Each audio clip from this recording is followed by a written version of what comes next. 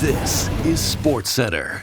Sam Mercer, Bird on Leafs Nation took another gut punch Tuesday night. Why are we even talking about this? Please. They gave up 7 to the Sabres in their latest loss to a divisional opponent. After ringing in the new year as one of the hottest teams in the league, as they earned 18 points of a possible 20 over 10 games, the second half of January has not been kind, as they earned just 4 points over the last 8 games, with their last regulation win coming all the way back on January 10th. The biggest issue the Leafs have faced over the skid has undoubtedly been goals against. Head coach Craig Berube was pretty blunt about that when speaking about Tuesday's loss. We got to keep the puck out of our net is what I learned, and we didn't do that here at home, other than the Detroit game. It's the only game we did. But until we decide to do things right and keep the puck out of our net, and that's the goalies included, this is what you're going to get. We scored enough goals on this homestand to win games, but we didn't keep the puck out of our net. And he's not wrong. Over the 8-game cold stretch, the Leafs have allowed an average of 5 goals per game. And their shrinking playoff hopes are not just coming from their own losses, as their Atlantic Division opponents just keep on winning. Evans down the wing, moving in, Evans to the net, scores! Pasternak, McAvoy, centers, let's go! With the Habs, Bruins, and Sabres all winning, they each move 8 points in front of the Leafs. And as TSN's Chris Johnston brings up, they would have to win out to replicate 115 points from a few years ago. But they're currently on pace to record just 88 points this season. The climb back into a playoff spot is not an easy one, with 19 of their remaining 29 games coming on the road. And they only have 10 divisional games remaining, with 2 of those against the Sens, who are the only Atlantic opponent they're not chasing. While it may be looking bleak, the Leafs aren't throwing in the towel. Yeah, I think that there's still a lot of hockey left, and I think the standings are really close. I haven't really looked at it much, to be honest with you. That's how confident I am that we're going to get there.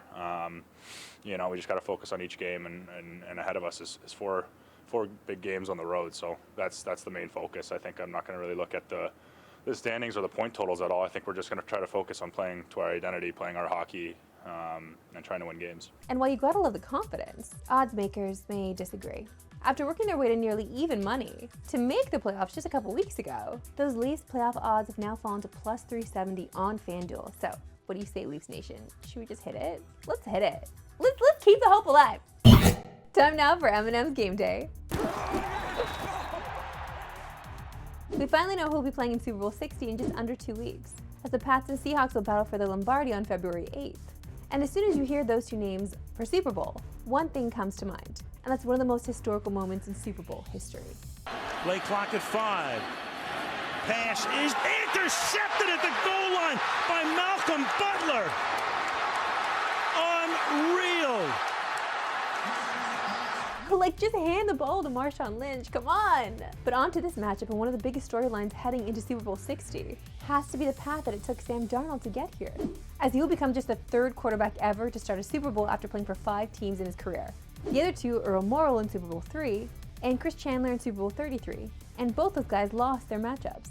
That stat shows just how much a journeyman Darnold is, with his opponent the exact opposite, as Drake May will be the 2nd youngest quarterback to start a Super Bowl ever. Only Dan Marino in his 2nd season was younger, and he got blown out by the Niners. So if May wins, he'll be the youngest starting quarterback to ever start in a Super Bowl. Now here's where the Tom Brady comps begin. And you know we're eventually heading here. If he wins the Super Bowl, May becomes the first quarterback since Brady to win their first 4 career playoff starts. But he has a long way to go to catch Brady, who actually won his first 10 playoff starts. Excuse me, why do the Patriots fans always get nice things? They had 1 or 2 years of doubt. Now everything is coming up sunshine for them. It's not fair, actually. You can watch Super Bowl 60 Sunday, February 8th on TSN and CTV at 6 Eastern, 3 Pacific. And just a reminder, you could win 1 of 500 instant win prizes just by eating a bag of M&Ms. Go to marscontest.ca for details, or if you're watching us on Insta, just click the link below. Now joined by our gambling guy, Wes Chang. Great to see you, Wes. Great to see you, Marissa. Okay, Wes, the Raps won an unreal 4-1 on their recent Western Conference road trip, capping it off with a win at the defending champs. But it was this block from Scottie Barnes on Chet that got everybody buzzing. Dort, Gilgeous-Alexander, Wiggins, and Williams, a block by Scottie. What a big-time Defensive Player of the Year play! You pushed the Scottie Defensive Player of the Year angle on your Basketball Island podcast a few weeks ago, but now it's really started to pick up steam. Should we smash 50-1, or did we miss the window? Look, I think the window's still open at 50-1. Get a little sprinkle in. At least you're happy getting some exposure on him. You know, right now, Wemby's the guy that's really moving up the board, but he can only miss 4 more games. Otherwise, he's ineligible. And then you look at some of the odds from last year. Evan Mobley was 30-1 before Wemby went down with that injury. Mobley obviously went on to win DPOY. The case for Scottie this year is actually really strong. Leads the league in total stocks, second and fourth quarter blocks, first and clutch time blocks. The Raptors are top 3 in the East right now. They have a top 5 defense. I think if the Raptors can stay where they are, have their defense creep into the top 3, I think there's a dark horse shot that Scottie actually can win this. Okay, huge game tonight against the Knicks, who are kind of a matchup nightmare for the Raps. Both teams are tied in the Eastern Conference standings. So hit us with your best bet or SGP for tonight's game. I like Karl Anthony Towns to go over his rebounding prop. You talked about matchup nightmare. He's a big reason why for the Raptors. They currently don't have Jakob Poeltl. They've gotten by without him, but when they've played traditional 7-footers, all of them have gone over the rebounding props. DeAndre Ayton, Ivica Zubac, Donovan Clingan. I think Cat is set up to have the same kind of success on the glass. But as a bonus, this is a back-to-back for New York.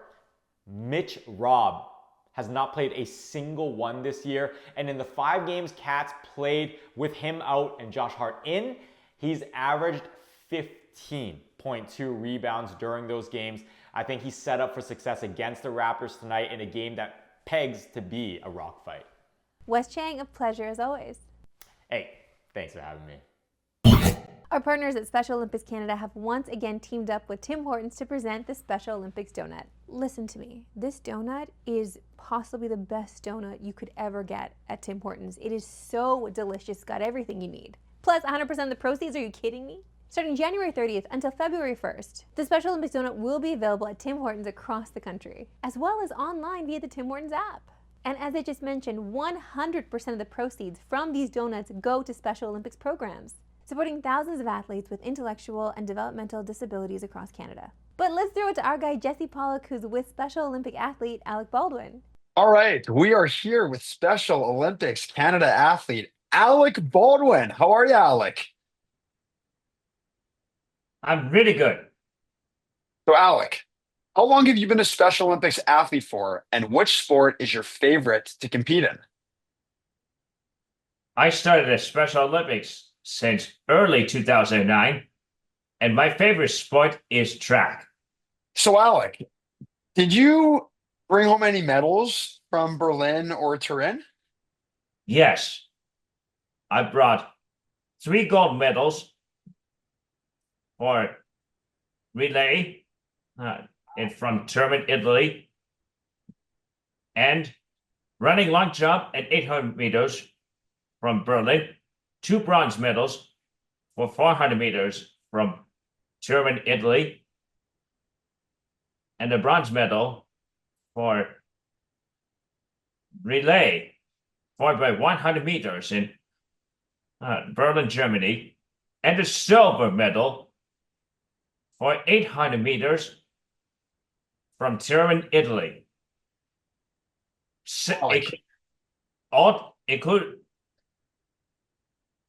Equals altogether 6 of them. Wow, you are an absolute all-star. That's something to be very proud of. And I know your talents in your sports, but I also know that you're very talented outside of your sports, and that includes singing, because I saw you sing the Canadian national anthem when we were in Italy together. Would you mind just singing a little bit of that and letting the people listening hear your awesome voice? Yes. Yeah, I'll go get it.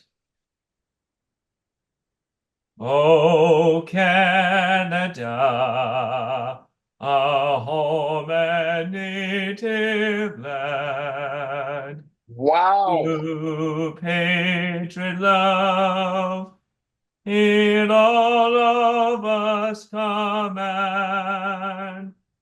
With glowing hearts we see thee rise, the true North, North. strong and free. From far and wide, O Canada, we stand on guard for thee. Guard, keep our land, glorious and free. O Canada, we stand on guard for thee. O Canada, we stand on guard for thee.